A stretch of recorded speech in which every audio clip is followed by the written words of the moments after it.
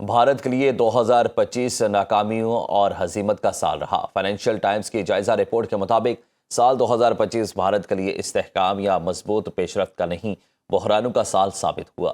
پاک بھارت فوجی کشیدگی، امریکہ کے ساتھ تجارتی محاذرائی، مہلک طیارہ حادثہ، کرنسی کی کمزوری اور معاشی بے چینی نے بھارت کو کئی مسائل کی زد میں رکھا۔ ناکام اسٹریٹجک خود مختاری کے باعث بھارت کو امریکہ، چین اور روس کے ساتھ تعلقات برقرار رکھنے پر مجبور ہونا پڑا۔ جی ایس ٹی کی اصلاحات محدود شعبوں تک رہنے کے باعث معاشی ترقی رکاوٹ کا شکار رہی۔ بھارت میں روپے کی گراوٹ اور تیل کی قیمتوں میں اضافے کی وجہ سے مزید معاشی بحران نظر آتا ہے۔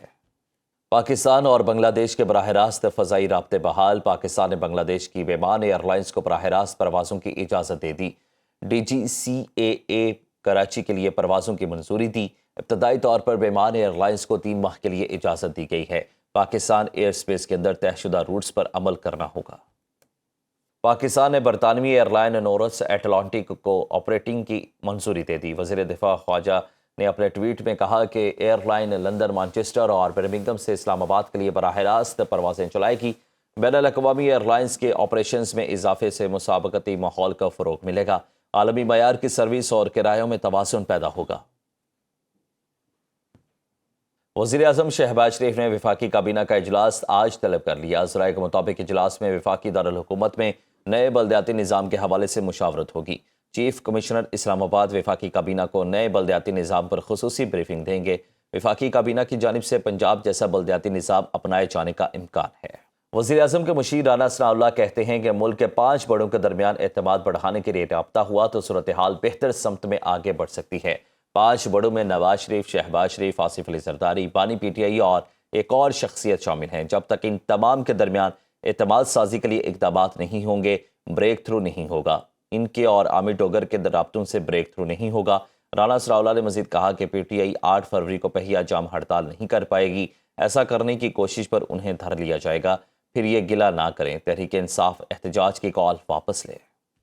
پاکستان اور بھارت میں جوہری تنصیبات کی فہرستوں کا تبادلہ۔ ترجمان دفتر خارجہ طاہر حسین اندرابی کا کہنا ہے کہ بھارت کا کوئی یک طرفہ اقدام سندھ طاس معاہدے کی حیثیت تبدیل نہیں کر سکتا۔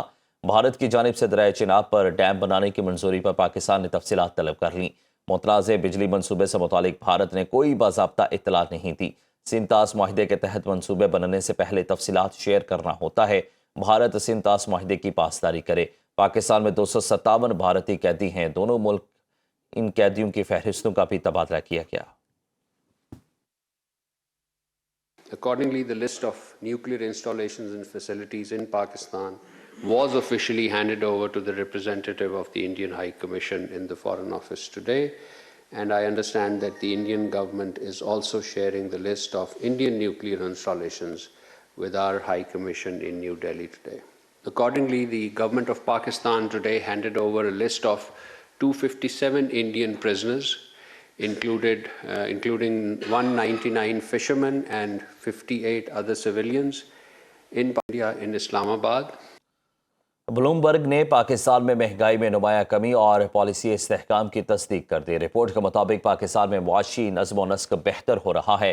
نومبر میں افراط زر 6.1% تھا، جو دسمبر میں کم ہو کر 5.6% پر آ گیا۔ خوراک کی قیمتوں میں دباؤ کم اور غذائی افراط زر 3.24% تک محدود رہا۔ خوراک کی بہتر دستیابی سے مارکیٹ مستحکم ہوئی اور عوامی ریلیف کے آثار نمایاں ہوئے۔ توقع سے کم مہنگائی نے عوام کا اعتماد بڑھایا اور پالیسی کی سمت درست ہونے کی تصدیق کی۔ اسٹیٹ بینک نے استحکام کو مد نظر رکھتے ہوئے پالیسی ریٹ 3 سال کی کم ترین سطح پر کر دیا۔